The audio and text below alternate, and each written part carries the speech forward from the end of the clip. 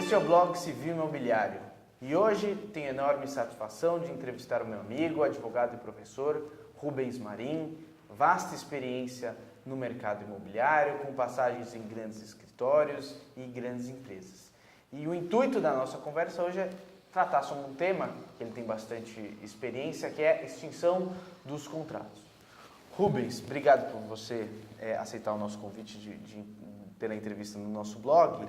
Existe uma grande discussão e eu vejo que a gente, seja entre os juristas, seja na imprensa, saber o que é a extinção. Porque a extinção do contrato, nós temos várias hipóteses. O que era chamado de rescisão no Código Civil antigo, que hoje ainda é utilizado com muita frequência, resilição, resolução e distrato. Você pode dar uma introdução dessas hipóteses de extinção dos contratos? Não, claro, obrigado, Ale, pelo convite. É claro que a gente precisa falar desse assunto, até porque a gente está vendo nas comunicações de imprensa e das empresas uma confusão enorme em cima desse assunto. Se costumou chamar de extrato qualquer extinção contratual, e isso é um erro grave para a gente no direito, né? Como você bem colocou, as hipóteses de extinção são as mais variadas, e a gente tem visto elas no mercado imobiliário. Então, acho que vale a pena a gente passar rapidamente quais são os tipos mais comuns que a gente tem visto, né? Acho que a gente pode dividir essa questão das extinções contratuais nos contratos imobiliários pela resolução por inadimplemento da empresa, e aí a gente está falando essencialmente de atraso de obras, né? Em que a gente tem um regramento a ser seguido. A gente tem a resolução por inadimplemento do comprador, né, do adquirente dessa unidade. Quando deixa de realizar o pagamento das parcelas. Essencialmente quando ele deixa de pagar. E a gente também tem regramento para isso. A gente tem a situação dos distratos puros, né, que as partes voltam, né, e se recombinam, as mesmas partes que fizeram o contrato se recombinam para desfazê-lo, o que também não gera nenhuma insegurança. E, essencialmente, a última questão, que eu acho que é a mais intrigante e apaixonante, que é a resilição unilateral do contrato, que é um poder especial que se dá a uma das partes para extinguir o vínculo contratual com a vontade unilateral. Isso eu acho que é realmente complicado e é o que a gente tem visto em muitas situações. E todas essas formas, naturalmente, levam muitas consequências. Há exemplo disso. Na resilição unilateral, o que muito se discute é porque nos compromissos de compra e venda, sobretudo nos contratos firmados entre consumidores e as incorporadoras, existe uma cláusula de retenção cujo percentual de fato varia, mas em geral é algo em torno de 30%. E embora o Tribunal de Justiça ele admita a possibilidade da retenção desses valores, porque não há como a gente negar que o construtor ele acaba tendo um prejuízo decorrente de uma resilição unilateral, então faria jus, portanto, essa retenção. Não há na jurisprudência uma quantificação do quanto que pode ser retido, é isso? Sim. Mas aí a gente tem que falar duas coisas, né? Primeiro, em que momento se dá esse direito da resilição unilateral? Tá. Em que hipóteses a gente vai admitir que ela aconteça? Lembrando que é um poder, é um direito potestativo, né, que é dado a uma das partes em uma situação especial. E qual seria essa situação especial, né? Isso que a gente precisa avaliar, né? Lembrando que na construção de direitos e deveres, pensada lá em 1964, quando da criação da lei de incorporação, que montou todo esse sistema de uma forma brilhante, né?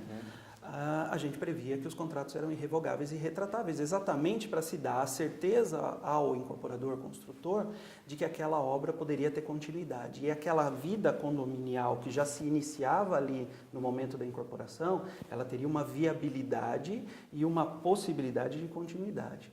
Quando a gente olha isso hoje, né, 50 e tantos anos depois, sem esse cuidado, especialmente de olhar essa vida condominial que se iniciou, eventualmente a gente vai oferecer esse direito a uma das partes de forma mais comum.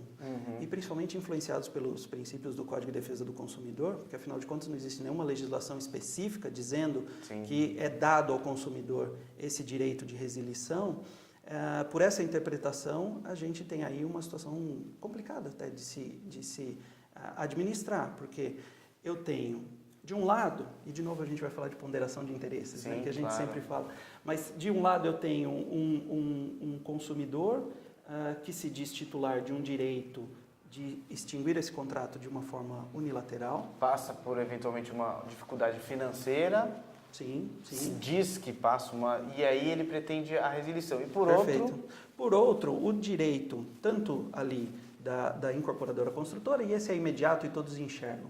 Mas o que a gente precisa discutir é relembrar por que a lei de 1964 teve a sua criação e ela teve esses freios e balanços de direitos, e lembrar que ali a gente também tem uma proteção, de novo, da vida dos outros condôminos que se comprometeram.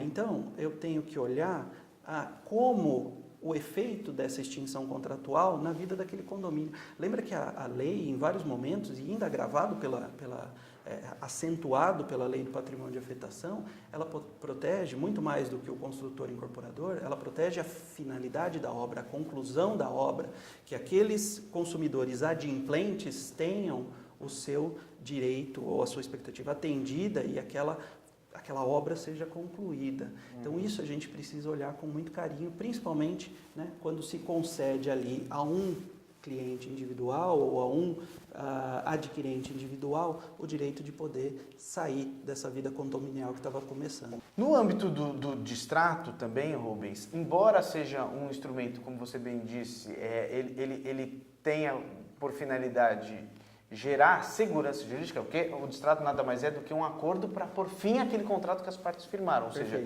ambas as partes assinaram o distrato com o intuito de pôr fim àquela obrigação. Isso. Mas o que eu vejo com frequência é que, embora o consumidor, muitas vezes, ele tenha assinado o distrato e tenha sido, portanto, ele acordado o percentual, ele ingressa futuramente com uma ação para anular uma das cláusulas do distrato, mormente a cláusula de retenção dos valores. Aí a gente volta a ter talvez sim, aí sim, um cenário de insegurança total. Né? Sem dúvida, sem dúvida. E principal, o empresário não tem nenhuma vocação para assumir esse risco. Né? O empresário, ele essencialmente, ele está ali para assumir vários riscos de mercado, de variação de preço, etc. Mas esse da insegurança jurídica é muito reativo, é muito ruim para a gente trabalhar. Mas a gente vê isso acontecer e é uma pena, porque o momento da formação ali do distrato, ele tinha que ser um momento em que as partes concordassem em todos os seus termos ou que os conflitos fossem levantados ali naquele momento. Essa assinatura e depois eventual pedido de revisão, ela complica muito. Principalmente quando a gente fala de verba dessa verba a ser devolvida ao cliente do quanto ele pagou. Né? Se tem aí, você levantou bem a questão de se tentou uma regra simplificadora em cima desse assunto e dizer qual é o percentual do pago que deve ser devolvido. E muito se especulou em cima dessa regra simplificadora. Hoje a gente tem aí em torno de 25%, 30% do pago. Mas a verdade, Alexandre, é que nós estamos falando muitas vezes de um inadimplemento do cliente, não no caso do distrato agora. O distrato a gente teria uma liberdade para contratar esses valores. Mas quando a gente está falando de um inadimplemento dessas verbas, a gente tem que considerar quais são o real indenização ou como tornar essa situação de forma que os custos irrecuperáveis da construtora incorporadora fossem eventualmente indenizados. O que você quer dizer é que a gente precisa verificar esse percentual de retenção, não estabelecer um percentual para todos os casos, Exato. Mas verificar justamente a condição, muitas vezes a condição da obra. Sim. No início da obra, isso pode ter um impacto, ao final da obra, Sim. Isso pode ter outro impacto. Sim, né? sem dúvida. E eventualmente também, penso que outros fatores verificar também se houve valorização, porque quando há uma valorização do imóvel, fica muito fácil a gente imaginar, porque para o consultor, e se há desvalorização do imóvel? Ou seja, foi vendido por um valor numa época de alta, e tempos depois o consumidor ele pede a devolução dos valores, mas aquele valor já não é o mesmo. Houve uma retração no mercado, o valor é inferior. Então, além de devolver a maior parte, ainda assim, a recolocação daquele imóvel de venda vai trazer um prejuízo para o fornecedor, porque vai colocar por um valor inferior ao que originalmente tinha sido ofertado, né? Sim, eu acho que para isso existem as regras, e as regras foram estabelecidas, né, essencialmente e eminentemente nos contratos. Num mercado de alta de preços, né, fica mais fácil aceitar a ocorrência da extinção contratual e o distrato por parte dos incorporadores. Como no mercado de baixa de preços, essas devoluções devem ser evitadas. De outro lado, toda valorização do imóvel ocorrida num cliente que comprou, ou num adquirente que comprou o seu imóvel no momento de baixa e teve essa valorização, ele tem aí esse benefício e esse upside. Como no momento de queda também, numa situação consolidada, né, ele tem que suportar eventualmente essa desvalorização. Assim são mercados maduros e é assim que a gente deveria encarar essa questão. Rubens, e no âmbito, para a gente finalizar a nossa conversa, no âmbito da resolução do contrato, ou seja, nos casos em que há inadimplemento, por exemplo, por parte do consumidor, e a gente não tem um distrato, Sim. ou seja, as partes não acordam, o consumidor não acorda com o valor a ser devolvido, ou enfim, está tentando renegociar valores e não quer devolver a sua unidade. Por outro lado, o construtor, em virtude desse prejuízo, ele quer recolocar esse imóvel à venda, a necessidade de uma ação seria necessária uma ação de resolução como era até recentemente. Mas Sim. Aparentemente a Lei 13.097 ela altera por Sem completo dúvida. isso. Sem dúvida. Principalmente que a gente tinha um grande período em que, enquanto a ação de resolução tramitava, o consumidor muitas vezes continuava ali residindo sem pagar os valores e trazia o que não faz nenhum sentido. E às vezes era pior, inclusive, para ele, porque ao final, quando era julgada essa ação, o valor que ele tinha que devolver, o valor que muitas vezes, além de perder todos os valores que ele deixa que ele teria que receber, ele perde todos esses valores e ele precisa pagar um aluguel. Então a situação era ruim para todo mundo. A Lei 13.097 agora aparentemente ela procura resolver isso, né? Isso, exato. Isso é um ponto importante da 13097, né? A possibilidade de resolução extrajudicial, que já existia, né, por força do decreto 745,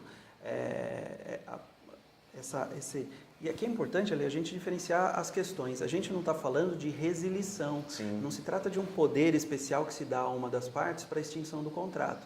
A gente está falando de resolução. Existe um inadimplemento a ser tratado.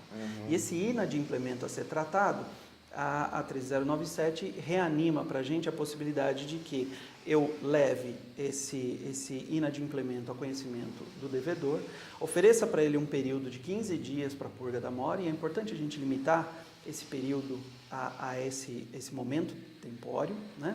E depois desses 15 dias a gente tem o que se chama o inadimplemento absoluto do contrato, ou seja, o contrato se tornou imprestável para as partes, nenhuma das partes tem interesse na sua continuidade, né? E a partir daí eu posso ter a resolução do contrato pela forma extrajudicial. Isso evita vários trâmites até desnecessários do judiciário em declarar a resolução. É óbvio, né, que a gente precisa olhar a necessidade de tratar as outras questões. Por exemplo, a questão da verba de devolução, ela não está tratada. Eventualmente, a devolução do imóvel, se ocupado. Né? Então, essas são as questões que podem ser tratadas. Mas a resolução ela é declarada de forma extrajudicial. Exato. E as outras questões, portanto, elas podem ser discutidas, mas com a resolução, ao menos libera-se o consumidor da continuidade dos pagamentos. Ele não deixa mais de ser devedor. Perfeito.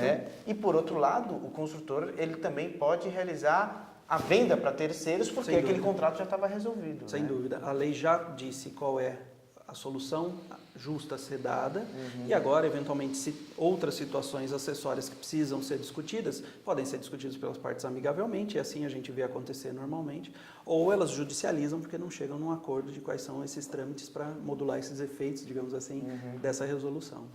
Excelente, Rubens. Eu agradeço muitíssimo, acho que foi muito esclarecedor. A gente deu aqui um panorama geral sobre a extinção do contrato e todas essas consequências que dela decorrem. Muito obrigado. Obrigado a vocês.